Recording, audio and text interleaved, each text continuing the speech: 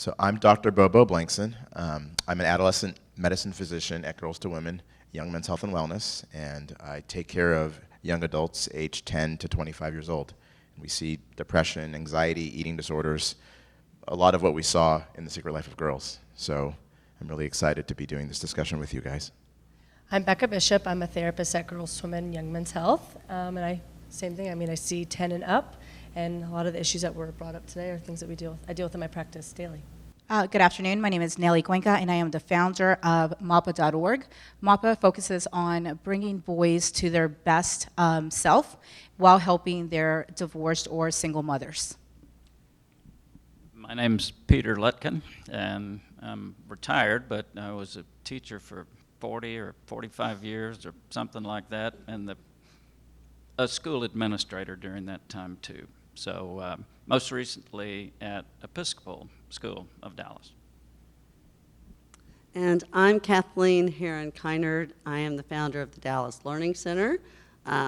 We started it 28 years ago. It's a small program with only 50 high school students in it and approximately 20 middle school students. So it's an unusual setup in that it's very small and has different dynamics than some of the other schools. I'm Dr. Latrice Locke. I'm the Assistant Director of Counseling over at Cristo Rey Dallas High School.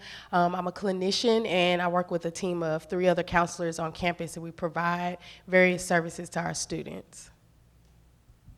My name is Joanne Acosta. I'm the Family Partnership Coordinator at Cristo Rey Dallas, and I'm a teacher as well, so I work with students and families every day. Hi, I'm Dr. Stacy Bloom, and I'm the school counselor at St. John's Episcopal School, and I work with pre-K through 8th graders. I think maybe we should start from a simple place, which is just from the beginning. I think from the beginning of the play, we meet Abby, who is so excited to be joining this volleyball team for the first time, and she just had the sleepover with her friends, and then we see the mean girl, Stephanie, and all of a sudden it seems like her world is turned upside down. What were kind of your first impressions from just that opening kind of 5-10 minutes from the play? I just saw how easily influenced the girls were by one person's opinion, and that kind of had the domino effect. And I felt really sad because here this girl is really interested in horse riding, and she's also really interested in volleyball, and these friends don't seem like they're supporting her. And I also want to point out something that I saw was Abby was really vulnerable with these girls, having them at her home, spending time with them. I think that she was in a very vulnerable place during that time. I think that's something that's important to consider as we talk more about the play. I think one of the things that struck me was how quickly they go from the innocence of childhood into the stress of adolescence, that it can happen in a week. That's a huge life transition that happens quickly, and how they're not prepared for it. They haven't been prepped for it. We prep them for a lot of things in life, but we don't prep them for that, and it's huge for them. Mm-hmm. And I also thought it was interesting, in the first maybe 10 minutes is after the birthday party and after the volleyball, those 2 girls, Stephanie and Kayla, they were then making fun of Abby really early on, and how quickly, these girls seemed like they were supporting one another, and then the next day, they just turn. Yeah, I think for me as a doctor, I was watching it and trying to acknowledge just the developmental change that was going on, right? And I think that's kind of what you're talking about, right? There's this innocence that all of a sudden is lost. I was thinking these girls were 13, maybe 14, but what happens? When did loving horses stop being cool, And, when did having sleepovers stop being cool, And I kind of mourn that, but at the same time appreciate that this is part of normal development, right? This is the time in their lives when they move from some of these relationships that seem more innocent to trying to kind of grow up an adult. And then after this, you saw this chain reaction of, Stephanie then kind of becoming the queen bee. Mm-hmm. And then what were your thoughts on what happened after that first interaction of making fun of Abby because she loved horses?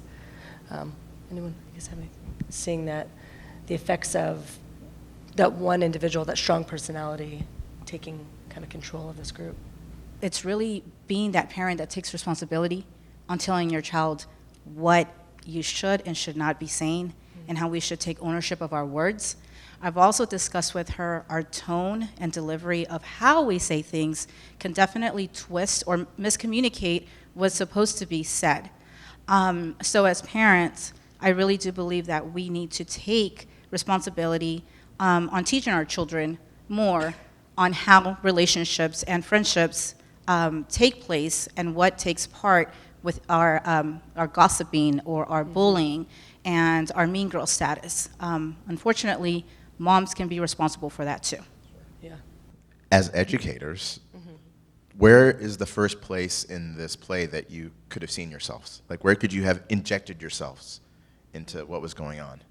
As a school administrator, I kind of think it's your job to keep an eye on things like that and be sure that it's not all about winning, and be sure that the coach understands that and that everybody gets to play who wants to, especially at that age. There's no reason why anybody should not be able to be on the team. I agree. I think that in the play, the coach missed an opportunity, a huge opportunity. As soon as the new child, Abby, got onto the team, then, you know, that coach should have taken the role on as a mentor, you know, and mentored that child into that group that was already formed.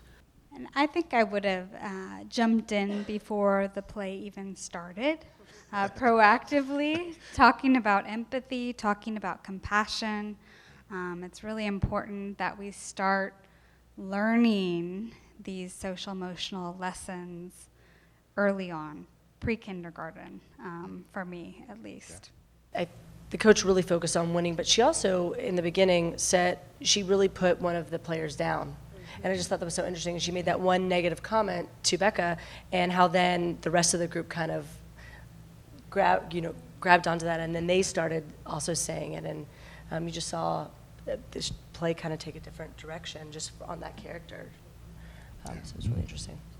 So there were some things that we saw in relation to kind of social media, and we didn't see the classic apps that our teens are using now, like Instagram and Snapchat, but we saw them sharing pictures, right, and doing that sort of thing. I was just online and I watched a video of a doctor saying that, hey, we should take phones away from the teenagers and not let any of them have social media. I don't think that it's healthy to use the approach of taking the phone away completely. I think it's really important to teach teens how to use social media in an appropriate way. They're gonna use social media. So we have to teach them what's healthy and what's not healthy. I know at our school we do workshops with the teens on social media. Our parent partnership department does workshops on social media, and even with the parents, and helping them understand more about social media. And even going as far as I've talked to students about what are the legal implications of doing things like that, because when I saw that, my first thought was like, oh, you better be careful, because there are legal implications to that a lot of times teenagers don't understand, and they genuinely may not know that. And so we have to have those conversations with them so they know what's appropriate and what's not. Well, I think we need to recognize as adults that we're going to study these kids for a really long time. These are the guinea pigs. They need human interaction. They need eye contact, real eyes, not screen eyes. So I think that with technology, we have a problem in that the consciousness for it comes much later. And I think kids are the ones that suffer through that. So yes, I think that just like we do education to prep them for other things in their life, both as parents and as educators, this is huge. This is probably the biggest thing since transportation, you know, this computer technology. We won't let them ride their bike 4 blocks, but we give them a phone with the whole world. You know, we protect them and have them drink bottled water because, oh, let's not drink out of the garden hose like we did, but we give them this device. And I think we have to, as adults, realize that what we have given them. And I think once we do that, then we can truly understand what we need to do to help them to function with this in a positive, healthy way, both as parents, as educators, as counselors. I agree. I think we have to have a well-rounded approach to educate the kids, whether it's from the parents, whether it's from the doctors, whether it's from the teachers, whether it's from the counselors. But it also starts with that communication, that face-to-face communication, and how you would treat someone in person is how you would treat someone also over social media or over text or over email. So I think it's really important connecting those two pieces and having it come in surround sound for the kids. One thing that I've done a lot of is take kids outdoors on camping trips, and I've run summer camps and lots of programs like that. And although I would agree that we would not want to completely take away all of the social media and the screen time and all of that, there are some really good things to be gained by having certain kinds of activities where that's not done, where you sit around a campfire and you look at each other in the face. You don't look at some flickering blue thing that is pretending to be a campfire, and you actually all cook dinner together or help build a bridge or a pathway or something like that. There's something very important that you pointed out there about kind of the cross-generational aspect of things, right? Like, I really like the idea of there being different layers of, you know, hey, I can learn from this age group, I can learn from my parents, I can learn from my grandparents, you know? We've all had similar challenges through our various ways of growing up, but what can we learn from each other? And I think that's really important. And, you know, I agree with the putting our cell phones away, but I think it's finding that balance. And a lot of the show, it wasn't all about cell phones, it was also just that face-to-face interaction. I always like to say, kids spell love T-I-M-E. It's one of my favorite sayings. And I think it's about schools putting the time into making this a priority. I think with social media, we need a curriculum for this. We need a curriculum for good mental health, you know? And I think it needs to be a priority. And I don't think it is right now. So maybe as educators, or, you know, again, as a CEO of a nonprofit, we find ways to break the stigma, where if it is that you have to seek counseling or you have to ask someone for help, that is not a bad thing and you're not going to be labeled. I think a challenge working with teenagers is finding ways to normalize reaching out for help and seeking counseling when needed, or just speaking to a teacher or an older adult on campus that you trust.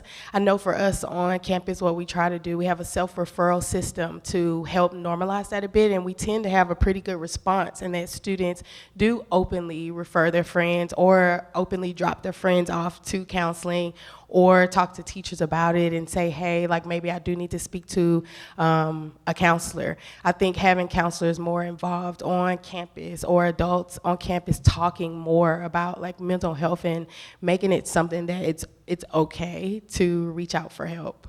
I think one thing that would be really important is to have more resources, more counselors in schools, so that we can proactively approach the students so that they really are able to understand and learn about their social emotional well-being. So I wanted to add that at Cristo Rey, we also want to create that culture of it is okay not to be okay, and maybe create that environment of, you know, safe, that you are safe, that we have the help you need here in school.